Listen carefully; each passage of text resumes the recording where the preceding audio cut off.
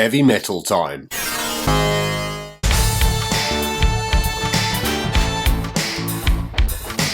Here we have a Chaos Space Marine, or Chaos Renegade as they were known back in the 80s. Not sure when they changed their name to just Chaos Space Marines, so I feel we do need to look into that. What I find very interesting is that this Renegade is actually yellow. I don't think I can name any yellow traitor legions or chapters. There was that Dornian heresy alternative universe thing, but other than that, I've got nothing. Can you name any yellow Chaos chapters? The face of this Marine looks awesome. He has a sort of bulldog look to him, and he also has a couple of little teeth coming up from his lower jaw, like a piranha or something. It's lovely. I myself have never kept piranhas, but an old girlfriend of mine did. Well, it was her brother's, I think. The weapon this Renegade is carrying is really quite interesting. It's not your typical las cannon or missile launcher or plasma gun type weapon. I think this is actually a heavy grenade launcher, a weapon we just don't have anymore, which is a shame really. Also, early Marines carried their heavy weapons at the hip before moving on to the shoulder mounts later on in early 2nd edition or late 1st edition, like other Imperial troops of the time. The Marine has what appears to be a Tzeentch logo on his arm. Does anyone know what this logo is supposed to represent? Is it a fish or something? It reminds me a bit of those koi-themed tattoos you see a lot, and I really like those ones, although I'm not really a big fan of tattoos. Also, I would never be able to get one as I have very bad needle phobia. Wave a needle near me and I'll sweat, faint, fit and wet myself. Fun times indeed. The Marine has a big chunky object of sorts attached to the side of his leg. From this angle, I have no idea what this is. It's probably a sword or something, but knowing Chaos, it could easily be an old Yamaha electric keyboard or something like that. Electric keyboards were massive in the 1980s, both literally and figuratively. They were some big units, and they were very popular. Loads of awesome bands from that era used them. People like Siggy Sputnik.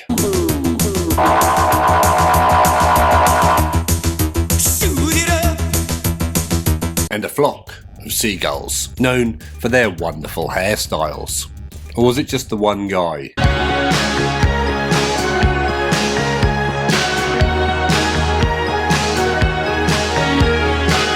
Maybe I should try that hairstyle one day, instead of the hat. What do you think? Alright then you lot, which one of you threw this egg at my head, eh? We're not going for lunch until I find out. This egged up man, this overmick geezer, is actually a sergeant. A sergeant of the Imperial Guard. We know this because of the caption, which says sergeant. He does, however, have a very strange name. 401,006. Maybe it's his serial number. I've asked this a couple of times before, but we never did get to the bottom of it. Are the shades the officer is wearing a separate item to the helmet, or are they built in? Do they slide in and out at the touch of a button? We have so many eyewear related questions, and we need to know the answer to all of them. So if you know, help us out. These sunglasses actually remind me of the Oakleys we used to wear while playing cricket back in the 1990s. The 90s were great, possibly the last great decade. Things started falling off a bit in the late 2000s, I feel. Things became very repetitive and samey, bland. This sergeant has one of those awesome armoured gold chestplate things. I thought they were reserved for more senior officers like captains and lieutenants. Maybe this guy is the teacher's pet, like I was at school. Or maybe he looted it from a dead body. The little things covering the guy's ankles are what are known as spats. Captain America also had a pair of these on in Avengers 2: Age of Ultron. I know this as I was looking into cosplaying him, and then I realised I was so buff I'd make Chris Evans look skinny. Can't believe that was almost 10 years ago, it's crazy. Sergeant Slaughter here is also sporting an interesting looking chainsword. It's interesting as it seems a lot shorter than usual. Would it be more accurate to call this a chainsaw? Also, there are some black line markings on it, which I suppose could be kill markings or something.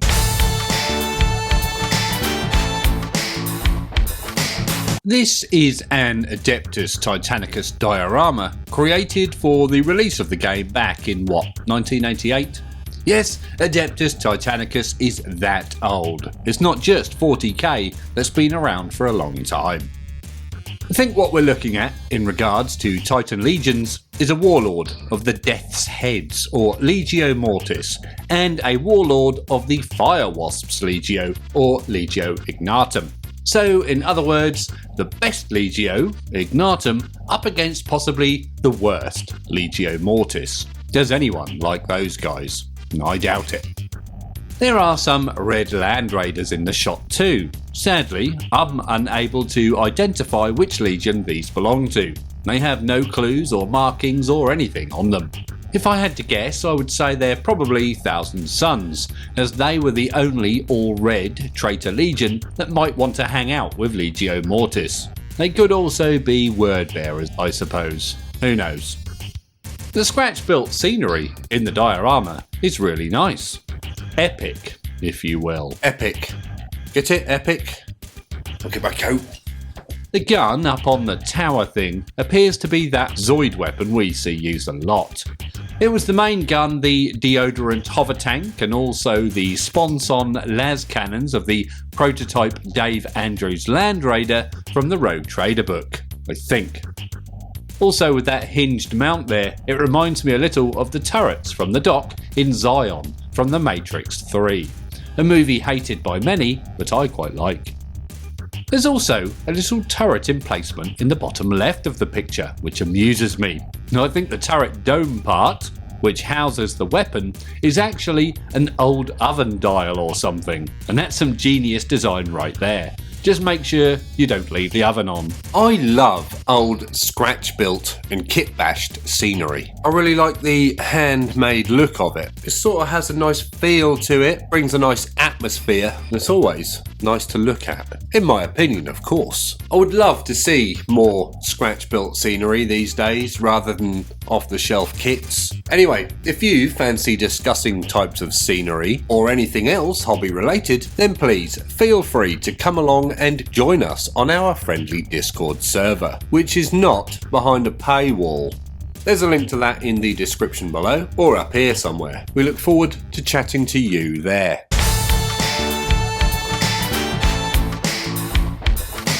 Here we have a Commissar from the late 80s.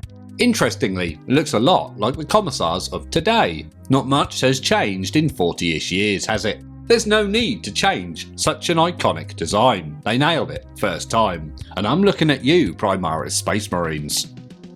The Commissar is wearing shades much like the officers from earlier.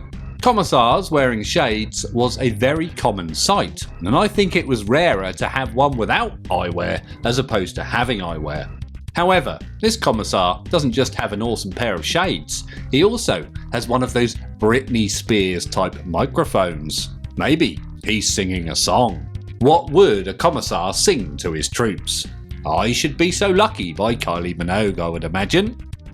This Commissar looks like he has some big additional shoulder pads over the top of his jacket or coat. I don't think this is standard, and I can't recall seeing it on any other Commissars, unless I just haven't been paying the proper attention, which is quite likely knowing me.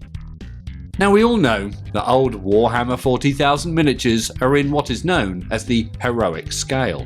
Big heads, weapons, and of course hands. Look at the size of these, they're the size of his head. A bit like those fake foam Incredible Hulk hands you can get. Maybe this guy is some sort of sanctioned mutant. It would be handy to know. I think the weapon the Commissar is carrying is a type of lasgun. However, I'm not 100% sure. It has a typical lasgun tip, but the body of the weapon reminds me of a chunky revolver or something. And of course, it has to have the big Rogue Trader style bayonet. That's lovely. The Commissar's boots look very heavy duty. I say this as they appear to have those double clamp or clip things you sometimes see on pipes on engine bays in cars. They might also use them to attach moon boots onto spacesuits. I've no idea what the correct term is for them though.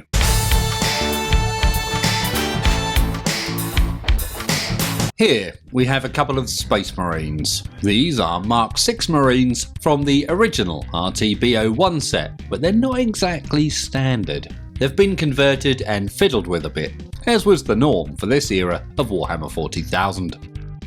The Space Marine on the left hails from a chapter I cannot identify.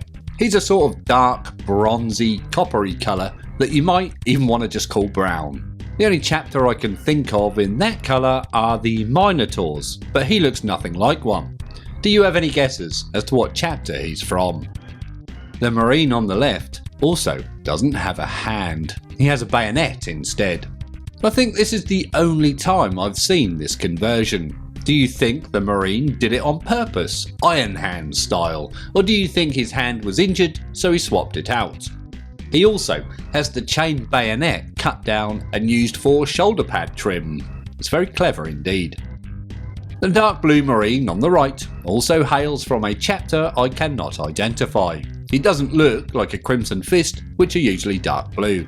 Perhaps he's a Night Lord. The spiky sharp bits certainly fit their theme. So I have to admit, I'm not actually sure what those spikes are. Are they additions the Marine has welded onto himself? Or are they growing out of his armour due to the effects of the warp? Also, they look like they're parts of nails or drawing pins cut down and stuck on, and that's awesome. There are a few words dotted about on these pieces. Firstly, the Marine on the left appears to be standing on a piece of road with crap written on it, which is something I've not seen before, or since. Also, the Marine on the right has something that seems to say the bells or hells or the smells. Any ideas on what that could be? I've been collating a list of Rogue Trader era slogans for quite a while now. Slogans I might use on my own Rogue Trader projects. I'm not sure I want he smells though. Kill with just one L or pray for death is much better. I think those sorts of phrases are good. Speaking of good, if you're enjoying this video, then please consider liking it and subscribing to the channel. That means you, Stephen. If you are enjoying the content on the channel, then please consider joining us on Patreon, the link to which is in the description below, or up here somewhere. Or you could become a channel member, which is becoming all the rage these days. Again, there's a link to that in the description below.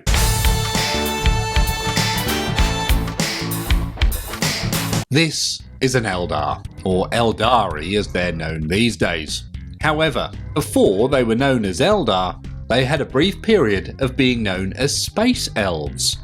Alongside these squats were also known as Space Dwarves. Orcs were Space Orcs, but the Space Marines were just Space Marines, and not just Space Empire. Although Imperium and the Imperial wording does kind of mean the same thing as Empire, and all the associations of that word. The Eldar gentleman has a lovely mane of bright green hair. Is it dyed or is it natural? Fun fact, I also had blue hair once. I dyed it as a lad. My mum hated it. However, my granny at the time thought it was very cool. It didn't last long and faded back to the bleached blonde look from before, and then that grew out and gave me frosted tips, which all the girls seemed to like.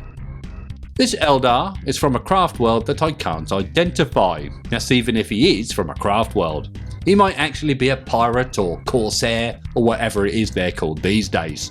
He does have a nice ice blue armour scheme, so maybe it's Miara or the other one that looks a lot like it, which I forget the name of. There is something strange attached to the side of the Eldar.